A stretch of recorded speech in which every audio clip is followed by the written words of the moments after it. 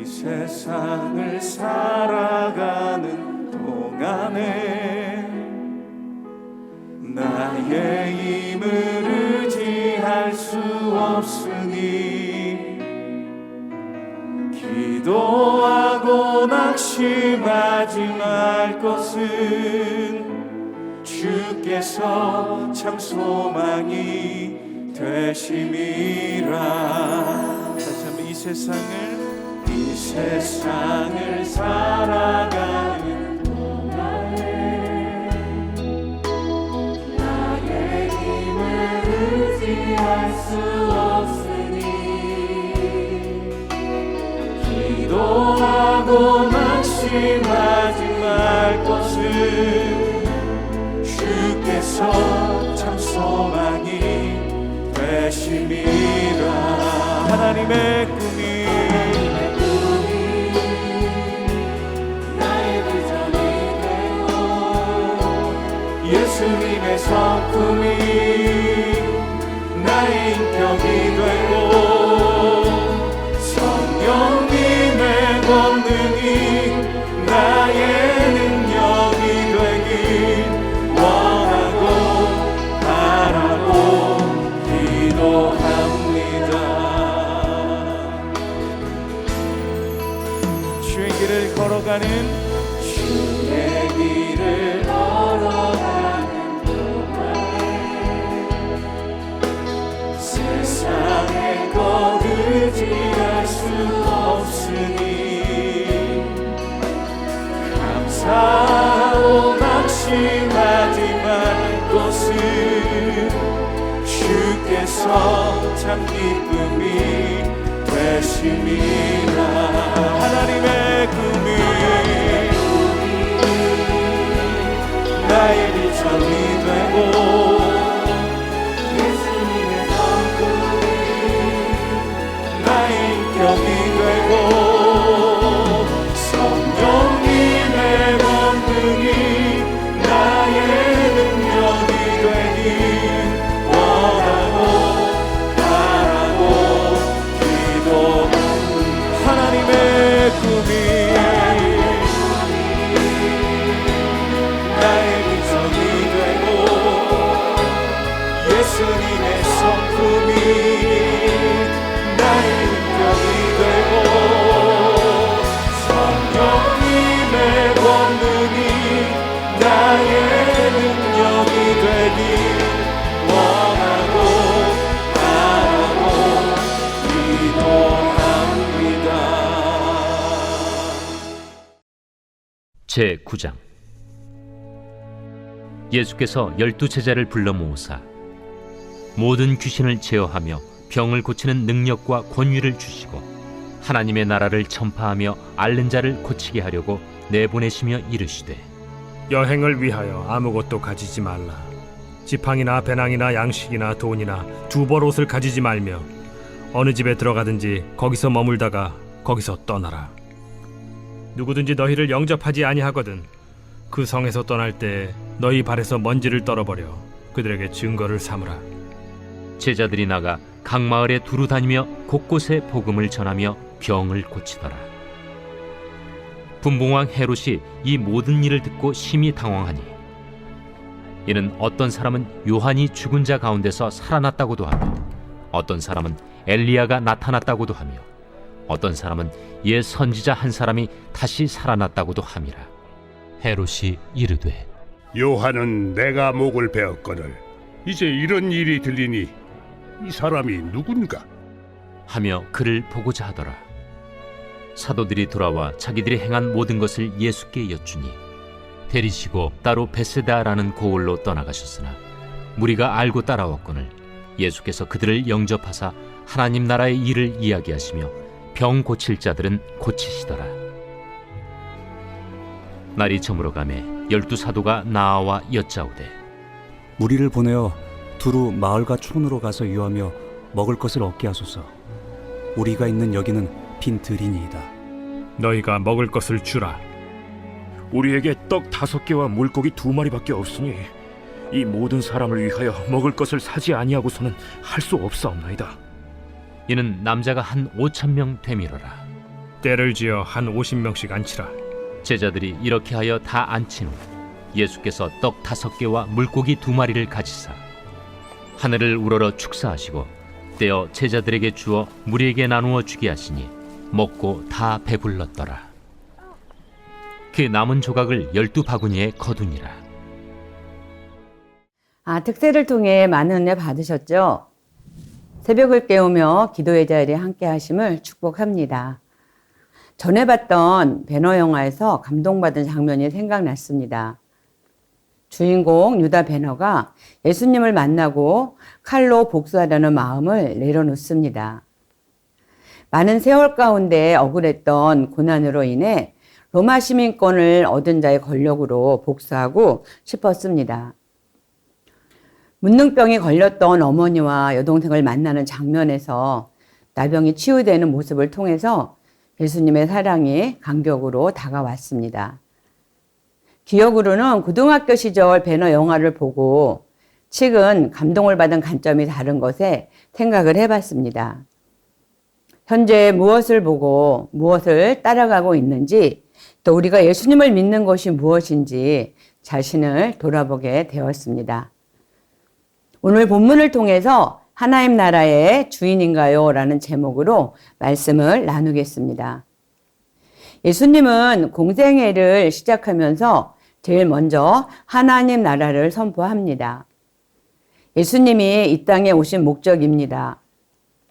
십자가 죽음을 앞두고 자신의 사역을 제자들에게 위임하고 있습니다. 그리고 하나님 나라 구원의 복음을 전파하도록 명령하셨죠.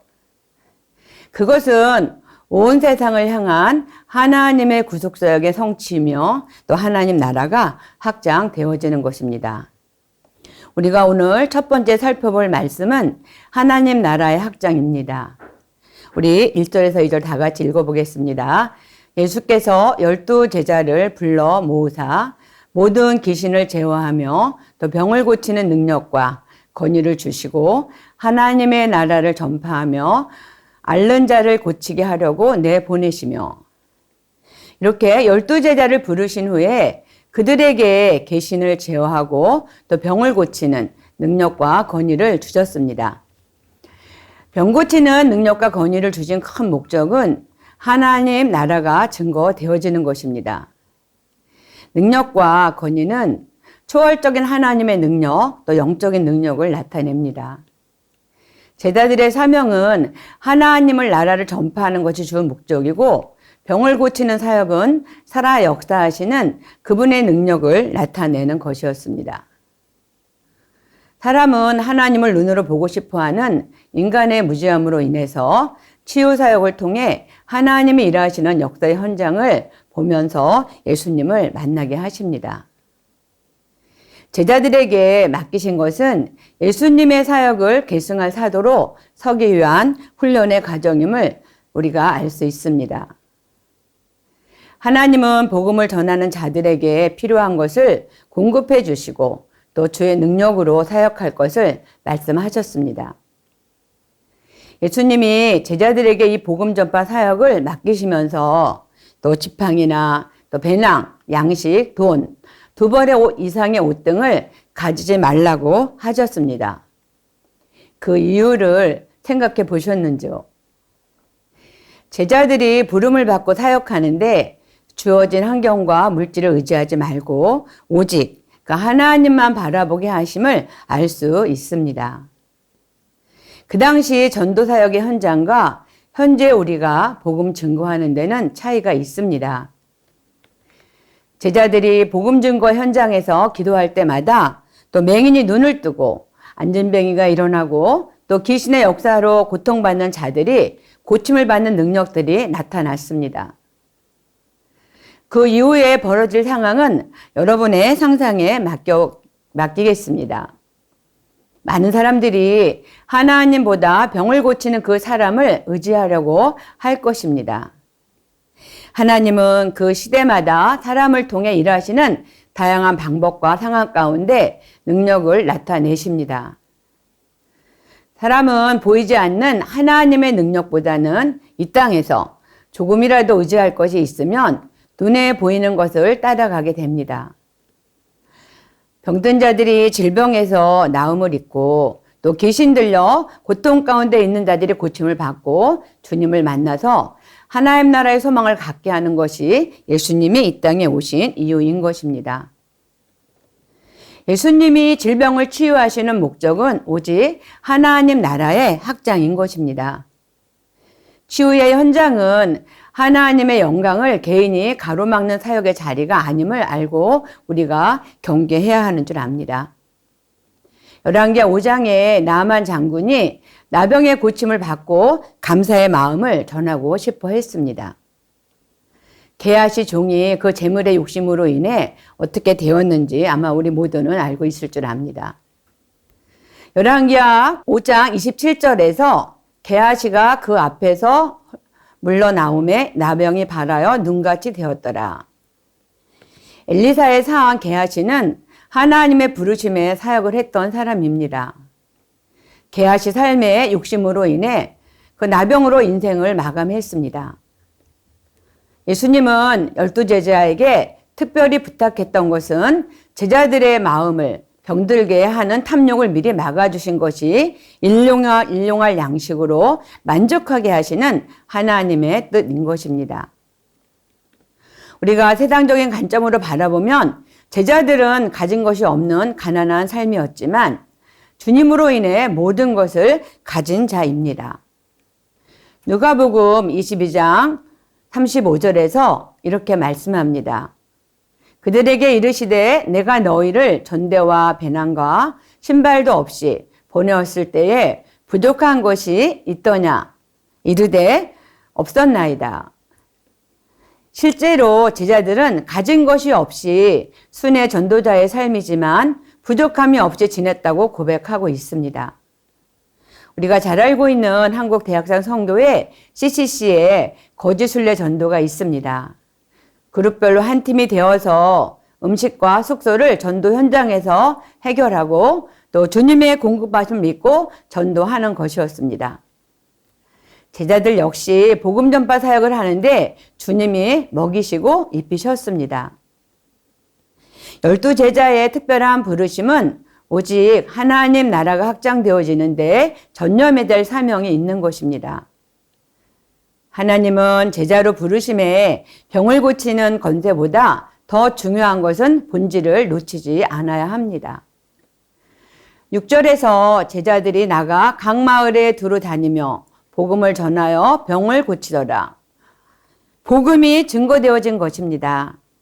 하나님이 살아 역사하시는 분임을 증거하고 하나님 나라가 전 세계를 향해 확장되고 복음의 증인으로 세워져 가는 것입니다.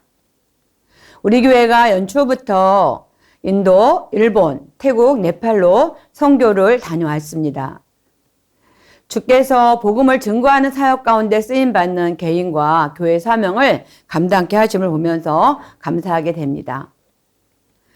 우리와 함께 사역했던 이은영 선교사님께서도 인도 벵갈루루 선교로 인해 출국하시고 또 복음이 증거되어지는 것이 하나님의 뜻이기에 순종하며 가는 길에 우리는 기도해야 될 줄 압니다. 하나님은 지금도 땅끝까지 복음이 증거되어져야 할 사명을 우리 모두에게 주셨습니다. 복음의 증인으로 각자의 자리에서 주님의 뜻을 발견하시기를 축복합니다. 하나님 나라의 주인은 하나님 나라 확장하는데 중심에 서 있어야 하는 것입니다.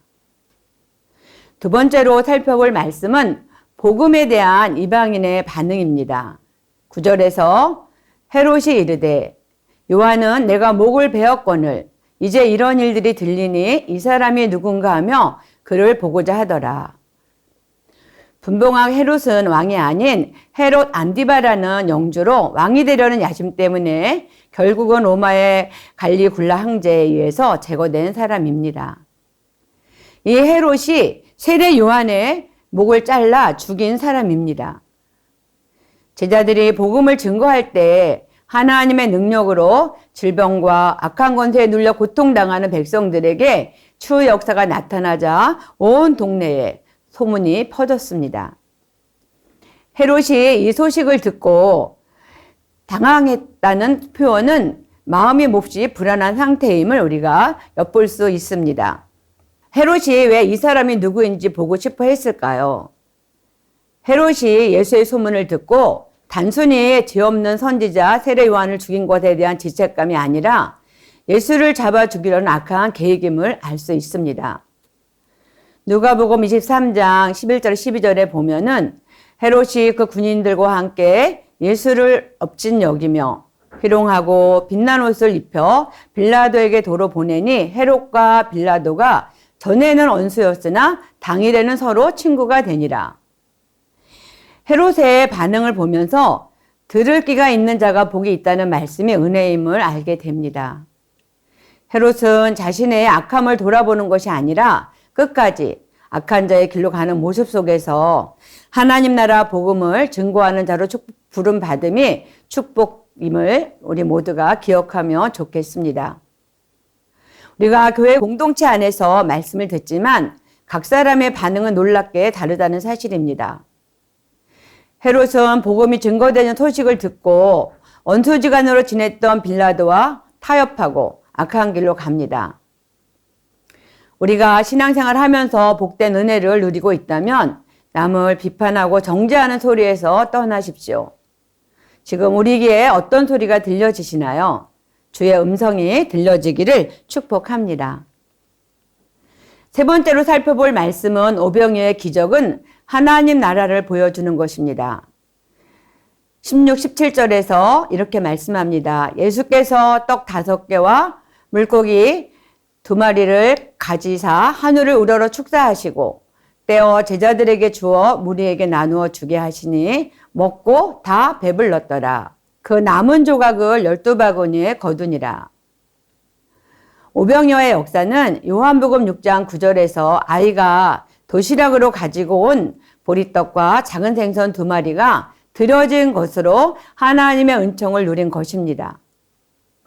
예수님이 축사하신 후에 남자만 5,000명이면 남녀 아이를 포함해서 2만 명 정도 되는 사람들이 저물어가는 그 시간에 저녁 만찬을 나눈 것입니다. 오병이어 역사는 마태, 마가, 누가, 요한복음, 사복음서에 모두 기록되어 있습니다. 제자들은 빈들에서 이 많은 사람들이 식사를 하려면 13절 말씀처럼 먹을 것을 사야만 당연함을 예수님께 말합니다. 또 빌림은 이 많은 군중들에게 밥을 먹이려면 200데나리온의 많은 돈이 필요하다고 예수님께 말씀드리고 있는 것입니다.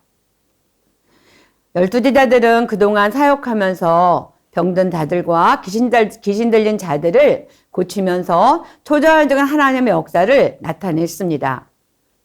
많은 기적들을 경험하고 또 복음을 증거했던 제자들이었습니다. 그러나 예수님 앞에서 밥 문제만큼은 해결할 수 없기에 이성적인 현실적인 대안들을 말씀드린 것입니다.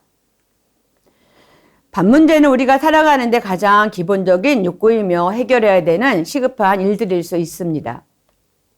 그러나 오병이어 사건 앞에서 예수님이 행하신 일들에 대하여 여러분의 생각은 어떠하신가요? 어린아이가 자신이 먹으려고 가지고 온 적은 보리떡과 또 작은 생선은 가난한 자들이 그 당시 먹는 음식이었다고 합니다. 예수님 앞에 가지고 갔을 때 그들은 배부르게 먹고도 남았습니다.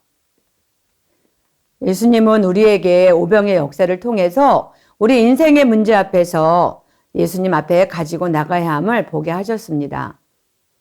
내 생각에서 벗어나 주님을 향한 믿음의 삶으로 나가는 것입니다. 보리떡 5개와 물고기 2마리를 선뜻 내어놓는 어린아이처럼 자신의 것을 포기하고 희생하며 주님 손에 올려드릴 때 우리가 주님의 일하심을 볼 수 있을 줄 압니다. 구약에서 사르밧 가부의 헌신을 통해 하나님의 일하심을 우리가 보았습니다. 사르밧 가부의 집 역시 남은 것은 가루 한 움큼과 병에 기름 조금 남은 것을 마지막으로 먹은 후에 죽음을 생각했던 가정이었습니다. 사르밧 여인은 죽을 상황에서 하나님의 말씀에 순종함으로 내 생각과 내 것을 내려놓을 때 하나님의 역사하심을 보게 하신 것입니다.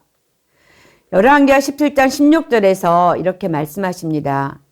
여호와께서 엘리야를 통하여 하신 말씀같이 통의 가루가 떨어지지 아니하고 병의 기름이 없어지지 아니하리라. 하나님 앞에 드려질 때 오병이어의 기적을 경험하게 되었습니다. 우리가 많이 듣고 알고 있는 오병이어의 기적을 통해 여러분은 주의 음성이 어떻게 들려지시나요? 성도님마다 개인의 상황은 많이 다를 수 있습니다.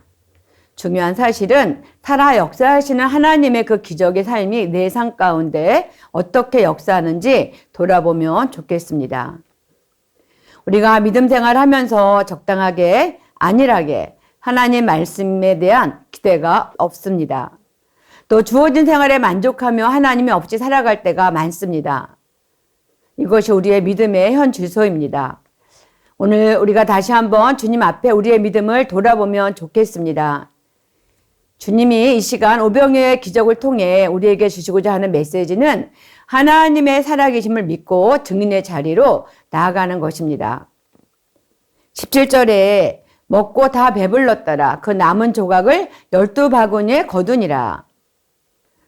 보리떡 5개와 물고기 2마리가 남아서 12바구니에 채워진 것입니다. 이 기적은 믿음의 눈으로 바라보는 것입니다. 불신과 악함으로 어두워져가는 세대 가운데 믿음을 지키는 것이 중요합니다. 오병이어의 기적을 통해 하나님 나라를 보게 하셨습니다.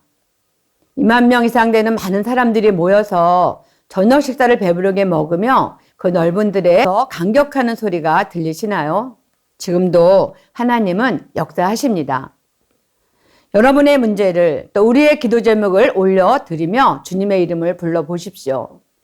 주님은 사실 아이의 도시락이 없어도 역사하실 수 있는 하나님입니다. 그러나 주님은 우리의 작은 헌신을 또 믿음의 마음을 원하십니다. 우리는 작은 것이라도 드릴 수 있습니다. 중요한 것은 예수님을 향한 믿음으로 나가야 할 줄 믿습니다. 주님은 우리에게 오병의 역사를 통해서 하나님 나라를 보게 하셨습니다. 12강주리가 남는 주님의 은혜를 흘러보내며 축복의 통로로 나아가시기를 축복합니다. 우리 이 시간 다 같이 3가지 기도 제목을 읽으며 기도하겠습니다. 복음의 증인되는 삶으로 나가게 하시고 흑암의 세력 가운데 갇힌 자들에게 참된 생명의 구원의 역사를 증거하는 성령의 능력을 더하여 주시고 살리는 사역이 되게 하옵소서. 아멘. 마음을 열어 말씀을 듣는 귀가 되게 하시고 악한 자들의 소리에 말씀으로 무장하여 대적하고 주님의 인도하심을 따라 순종하며 살아가게 하옵소서. 아멘. 오병이어의 역사를 통해 우리의 작은 헌신을 드리게 하시고 믿음의 눈을 열어 주님의 역사하심을 누리게 하시고 또 주님을 증거하는 증인의 삶으로 축복의 통로로 쓰임받게 하옵소서. 아멘. 우리 이 시간 3가지 기도 제목과 함께 기도하겠습니다.